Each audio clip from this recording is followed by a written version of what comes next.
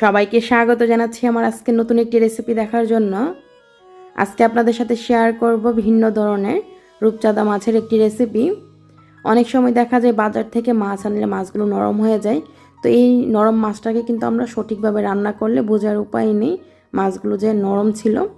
তো আমার এই মাছগুলো চট্টগ্রাম থেকে আনা, আস্তে আস্তে প্রায় মাছগুলো অনেকটা নরম হয়ে গিয়েছিল। এই মাছগুলোকে আমি কেটে কুটে ভালো করে ধুয়ে তারপর পানিটা ঝরিয়ে নিয়ে আমি এখানে মাছগুলোকে ঠিক এরকম করে চিড়ে নিয়েছি। অবশ্যই এরকম করে চিড়ে নিতে হবে, তাহলে মশলাটা মাছের ভিতরে ভালো করে যাবে। আমি এখানে 6 পিস মাছ নিয়েছি। তো মাছটাকে মাখানোর জন্য এখানে একটা মশলা তৈরি করছি। আমি এখানে 2 টেবিল চামচ টক দই নিয়েছি। টক দইটাকে আগে থেকে ভালো করে ফেটে নিয়েছি।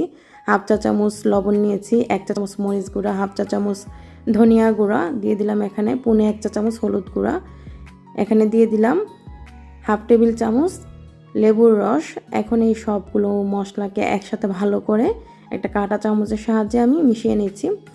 তো ভালো করে মশলাটাকে এভাবে মিশিয়ে নিতে হবে। তো মশলাটা মিশিয়ে নিয়েছি। এখন আমি এই মাছের সাথে মশলাটাকে মাখিয়ে নিব। পুরোটা মশলায় দিয়ে দিতে হবে। আপনারা চাইলে এই মশলার সাথে যারা পেঁয়াজ রসুন বাটা পছন্দ করেন তারা পেঁয়াজ রসুন বাটাও ইউজ করতে পারেন। তো আমি পেঁয়াজ রসুন বাটা দিইনি, এই মশলাগুলো দিয়ে মাখালেই হবে।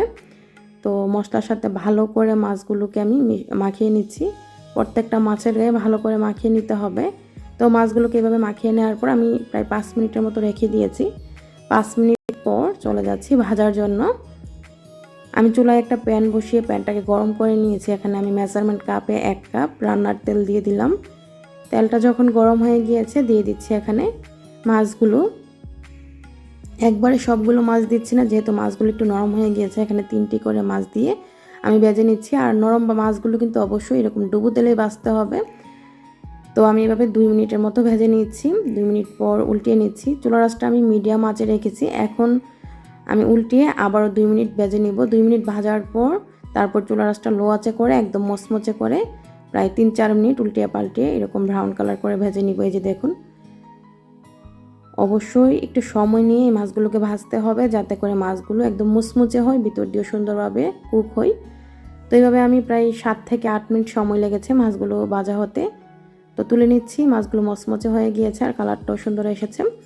তো এখন আমি একইভাবে সবগুলো মাছকে ভেজে নিব। তারপর আমি তেলটা কমিয়ে নিয়েছি। আমি এখানে অর্ধেক তেল কমিয়ে নিয়েছি। তারপর এই তেলের মধ্যে আমি দিয়ে দিলাম মেজারমেন্ট কাপে 1 কাপ পেঁয়াজ কুচি, দেশি পেঁয়াজ কুচি এখানে দিয়েছি। তো পেঁয়াজ কুচিটাকে হালকা ব্রাউন কালার করে ভেজে নিচ্ছি। পেঁয়াজ কুচি মানে কিছুক্ষণ ভাজার পর যখন ঠিক এরকম একটা হালকা কালার চলে এসেছে, আমি এখানে দিয়ে দিচ্ছি 2টি টমেটো কুচি। টমেটো কুচিটা দেওয়ার পর প্রায় মিনিট খানিক ভেজে নিচ্ছি। মিনিট খানিক পর এখানে আমি দিয়ে দিচ্ছি পরিমাণ মতো লবণ। তারপর দিয়ে দিব, আমি এখানে লবণটা একটু আগে দিলাম যাতে করে টমেটোটা একটু তাড়াতাড়ি মিশে যায়। তো লবণটা দেওয়ার পর নেড়েচেড়ে আরও 1 মিনিট ভেজে নিচ্ছি। তারপর 1 মিনিট পর এখানে আমি দিয়ে দিচ্ছি ধনিয়া গুঁড়া 1.5 চা চামচ, মরিচ গুঁড়া 1.5 চা চামচ, আর এখানে আমি টালা জিরা গুঁড়া দিয়ে দিলাম 1 চা চামচ, হলুদ গুঁড়া দিয়ে দিলাম 1 চা চামচ। এখন এই সবগুলো মশলাকে একসাথে ভালো করে আমি মিশিয়ে নিচ্ছি। আর এখানে আমি মশলাটাকে কিছুক্ষণ কষিয়ে নিব। এখানে আমি দিয়ে দিচ্ছি ফ্রোজেন, মানে আমি যে মটরশুঁটি সংরক্ষণ করে রেখেছিলাম, আপনাদের সাথে ভিডিওটি শেয়ার করেছি। তো ওই ভিডিওর মটরশুঁটিগুলোই এইগুলো। আমি এখানে প্রায় 2-3 টেবিল চামচ হবে মটরশুঁটি দিয়েছি।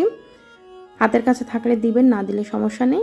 তো মটরশুঁটিগুলো দেওয়ার পরে এখানে আমি নেড়েচেড়ে 1 কাপ মেজারমেন্ট কাপে পানি দিয়ে দিলাম। আর কোনো পানি দিতে হবে না।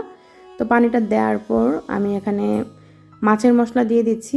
আর এই স্পেশাল মাছের মশলাটা দেওয়ার কারণে এই মশলাটা খেতে বেশি মজার হবে। এখানে 1 চা চামচ মাছের মশলা আমি দিয়েছি। মাছের মশলাটা দেওয়ার পর নেড়েচেড়ে আমি ঢাকনা দিয়ে ঢেকে রেখে দিচ্ছি 5 মিনিট। চুলার আঁচটা লো আছে। 5 মিনিট পর এই যে দেখুন, তেলটা একদমই বেশি গিয়েছে, মাছের মশলাটা প্রায় হয়ে গিয়েছে। তারপর আমি এখন ঢাকনা ছাড়া আরও 2 মিনিট এভাবে ভুনে নিচ্ছি। তো আরও 2 মিনিট এভাবে ভুনে নিলেই কিন্তু এই মশলাটা তৈরি। আপনারা চাইলে মাছগুলো দিয়েও ভুনে নিতে পারেন। আমি মাছগুলো দিব না, যেহেতু মাছগুলো ভালো করে আগে থেকে আমি একদম মুচমুচে করে ভেজে নিয়েছি। তো এখন মশলাটা আমার তৈরি হয়ে গিয়েছে। আমি একটা প্লেটে এভাবে সার্ভ করে নিচ্ছি। মশলাটা প্রথমে নিয়ে নিলাম, তারপরে আমি ভাজা মাছগুলো উপর দিয়ে দিচ্ছি। তো এইভাবে করে রান্নাটা করলে নরম মাছগুলো আর ভাঙার কোনো চান্স থাকে না। এই যে দেখুন, তো উপর দিয়ে আমি এইভাবে সার্ভ করেছি। আপনারা চাইলে উপর দিয়ে কিছুটা মশলাও দিয়ে দিতে পারেন ছড়িয়ে। আসলে সাজানোটা আপনারা যেরকম পছন্দ করেন সেভাবেই সাজাবেন। আমি ভাতের সাথে নিয়ে নিলাম। আর ভাতের সাথে কিন্তু এই রূপচাঁদা মাছের ফ্রাইটা আর এই মশলাটা যে দেখতে পাচ্ছেন, এটা খেতে অসম্ভব মজার হয়েছে। আপনারা যে কোনো মাছ যদি নরম হয়ে যায়, বড় যে কোনো মাছ যদি নরম হয়ে যায়, এভাবে রান্নাটি করতে পারেন। আমি আপনাদের সাথে আজকে রেসিপিটি শেয়ার করেছি। স্পেশালি অনেকেই আমাকে প্রশ্ন করেছিলেন যে আমার কিচেন টিপসগুলোতে। তো দেখলেনই তো কত সহজে নরম মাছটাকে মজা করে রান্না করা যায়। আশা করি রেসিপিটি আপনাদের কাছে ভালো লেগেছে। যদি রেসিপিটি ভালো লাগে লাইক, কমেন্ট, শেয়ার দিতে ভুলবেন না। রেসিপিটি দেখার জন্য আপনাদের সবাইকে অসংখ্য ধন্যবাদ। সবাই ভালো থাকবেন, আমার জন্য দোয়া করবেন। আল্লাহ হাফেজ।